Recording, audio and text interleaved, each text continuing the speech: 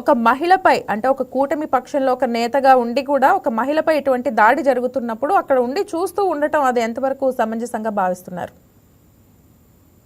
అందరికి నమస్కారం అండి. ప్యానెల్ ఉన్న సభ్యులకి అందరికి ఒక 30 సెకండ్ల వీడియో చూసామండి. మనం ఆ 30 సెకండ్ల వీడియోలో మనం ఏంది ఎట్లా అనేది జస్టిఫై చేయాలంటే కొద్దిగా అర్థం కాని పరిస్థితి. విచారణ అయితే జరుగుతుంది, కేసు కూడా ఫైల్ అయింది. కాబట్టి ముందుగా మహిళపై దాడిని జనసేన పార్టీ ఖండిస్తుంది, మేమంతా కూడా ఖండిస్తున్నాం.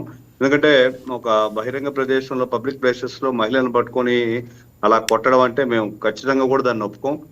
పాత్రికేయ మిత్రులకి తగిలిందని చెప్తున్నారు, కానీ అది నిజమా కాదని తేలాల్సి ఉంది. మెయిన్ గా అక్కడ జరిగిన పరిస్థితులు ఏమిటి అంటే, కారులోకి తొంగి చూసింది అని చెప్పేది మాకు కూడా వచ్చింది.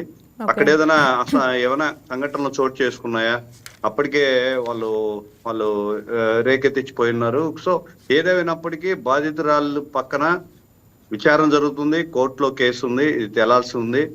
ఒక బాధ్యత గల ఎమ్మెల్యేగా గెలిచిన నాయకుడి పైన పోలీసులు ఏ విధంగా కేసు కట్టారో అదే విధంగా కోర్టులో కూడా ఈ న్యాయ విచారణ జరుగుతుంది.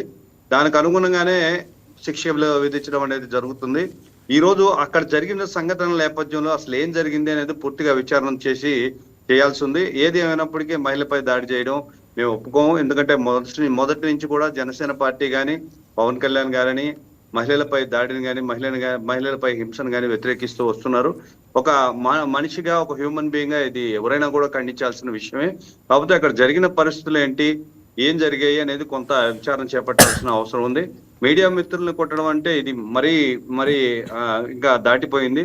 ఎవరైతే మనం ఈ రోజు తప్పులు తెలియజేస్తూ సమాజానికి ఒక పిల్లర్స్ లాగా నిలబడ్డారో వాళ్ళకి తగిలింది అని విన్నాము, కానీ చూసిన పరిస్థితి అయితే లేదు.